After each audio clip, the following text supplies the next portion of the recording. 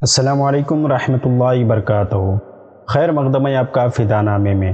دوستو، اس ویڈیو کی فرمائش ہماری سبسکرائبر پیاری اسلامی بہن صبا قریشی صاحبہ نے کیا تھا، تو آج یہ ویڈیو پیش کی جا رہی ہے۔ حضرت خواجہ حذیفہ مرعشی رحمہ اللہ علیہ کا ذکر خیر کیا جا رہا ہے۔ حضرت خواجہ حذیفہ مرعشی قدس سرہ کا شمار اکابر مشائخ اور پیشوائے اولیاء صاحب اسرار میں ہوتا ہے۔ حضرت خواجہ حذیفہ رحمہ اللہ علیہ زہد و تقوی اور ترک و تجرید میں یگانہ روزگار تھے۔ علمی سلوک میں آپ کی بہت سے تصانیف ہیں۔ طہارت کا یہ عالم تھا کہ 30 سال کے عرصے میں آپ کبھی بے وضو نہیں تھے۔ آپ مجردانہ زندگی بسر کرتے تھے، نہ بیوی تھی نہ بچے۔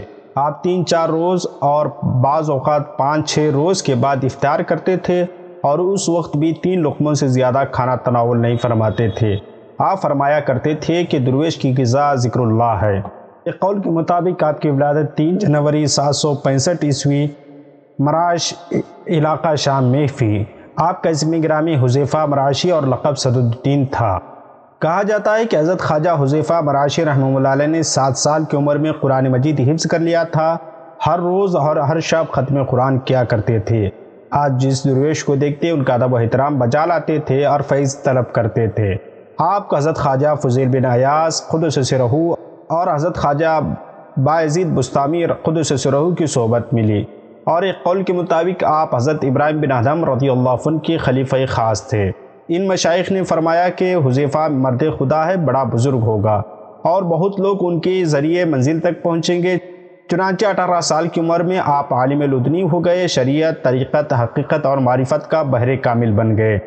آپ ہمیشہ ٹاٹ کا لباس پہنتے تھے اور خلوت میں بیٹھے آہ و بکا میں مصروف رہتے تھے۔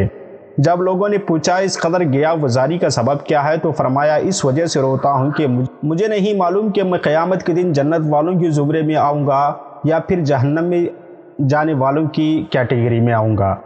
یہ سن کر ایک شخص نے کہا، جب آپ کو یہ بات معلوم نہیں تو پھر لوگوں کو کیوں مرید کرتے ہیں اور راہ راست سے ان کو کیوں دور کرتے ہیں؟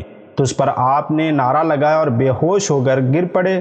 جب ہوش میں آئے تو عاطف نے آواز دی اور تمام حاضرین نے آواز سنی کہ اے حذیفہ، میں تمہیں دوست رکھتا ہوں اور پیارے مصطفیٰ سرور کائنات صلی اللہ علیہ وسلم کے ساتھ بہشت میں جگا دوں گا۔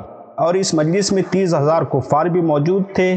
عاطف کی آواز سن کر سب کے سب مسلمان ہو گئے۔ کتابوں میں یہ بھی لکھا جاتا ہے کہ جب حضرت حذیفہ مرعشی قدس سرہ زیارت روضہ رسول کریم صلی اللہ علیہ وسلم سے مشرف ہوئے، پیارے نبی صلی اللہ علیہ وسلم کے جمال جہاں آرا کا مشاہدہ کیا تو عرض کیا، یا رسول اللہ، مجھے اسبات سے ڈر لگتا ہے کہیں دوزخ میں داخل نہ ہو جاؤں۔ پیارے نبی نے فرمایا، تم بہشت میں میرے ساتھ آؤ گے، اور جو شخص تیرے ساتھ واصل ہوگا وہ بھی بہشت میں داخل ہوگا۔ میرات الاسرار میں لکھا گیا ہے کہ حضرت خواجہ حذیفہ رضی اللہ عنہ سفر و حضر میں ہمیشہ حضرت ابراہیم بن ادھم کی خدمت میں رہتے تھے اور تمام مشائخ کے وقت کی زیارت کی تھی۔ حضرت امام عبداللہ یافی رحمہ اللہ علیہ نے اپنی کتاب روضۃ الریاحین میں حضرت شیخ کے اکثر حالات و کمالات بیان کیے ہیں۔ ان میں سے ایک یہ بھی ہے کہ بعض احباب نے حضرت اقدس سے دریافت کی، آپ اتنی مدت حضرت خواجہ ابراہیم بن ادھم کی خلافت میں رہے، آپ نے سب سے زیادہ عجیب بات کون سی دیکھی؟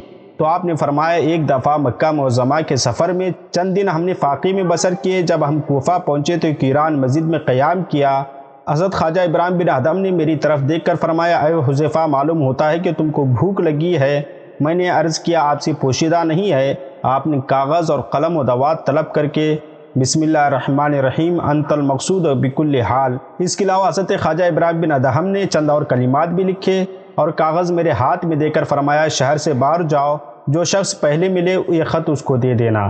جب میں شہر سے باہر گیا تو ایک آدمی کو دیکھا جو سانڈنی پر سوار ہو کر آ رہا ہے۔ میں نے کاغذ اسے دے دیا۔ اس نے رقعہ دیکھ کر پوچھا، رقعہ لکھنے والا کہاں ہے؟ میں نے کہا فلاں مسجد میں ہے۔ اس نے مجھے ایک تھیلی عنایت کی جس میں 3000 دینار تھے۔ حضرت خواجہ حذیفہ مرعشی رحمہ اللہ علیہ تربیت مریدین میں ید طولہ رکھتے تھے۔ آپ اس قدر عظیم الشان ولی اللہ تھے کہ کئی شہباز آپ کی صحبت سے نکلے ہیں۔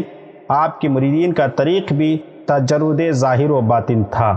سفر و حضر میں آپ ذکر جلی کرتے تھے اور کسی سے طمع لالچ نہیں رکھتے تھے، لیکن حق تعالیٰ کی طرف سے جو کچھ بھی بلا طلب مل جاتا آپ لے لیتے اور خیرات کر دیتے تھے۔ آپ کبھی دیناروں سے میل جول نہیں رکھے۔ آپ کی یہی کرامت کافی ہے کہ ہمارے تمام خواجگان چشت ان سے نسبت رکھتے ہیں۔ تذکرۃ العاشقین کے مصنف نے حذیفہ مراشی رحمہ اللہ علیہ کی اس دار فانی سے رخصتی کا سن 14 شوال 276 ہجری لکھا ہے، جبکہ صاحب سر الاقطاب نے 24 شوال 252 ہجری لکھا ہے۔ تمام تذکرہ نگاروں کا اس بات پر اتفاق ہے کہ آپ یعنی حضرت خواجہ حذیفہ رحمہ اللہ علیہ 9 سال تک حضرت خواجہ ابراہیم بن ادہم کے ساتھ رہے اور آپ کا مزار شریف بصرہ میں ہے۔ آپ سے ملتے ہیں اگلی ویڈیو میں، تب تک آپ اس ویڈیو کو لائک اور شیئر ضرور کریں اور ہمارے چینل کو سبسکرائب کریں، اور اس طرح کی ویڈیوز دیکھنے کے لیے ہمارے چینل کو لازمی طور پر سبسکرائب کریں۔ ملتے ہیں اگلی ویڈیو میں۔ السلام علیکم۔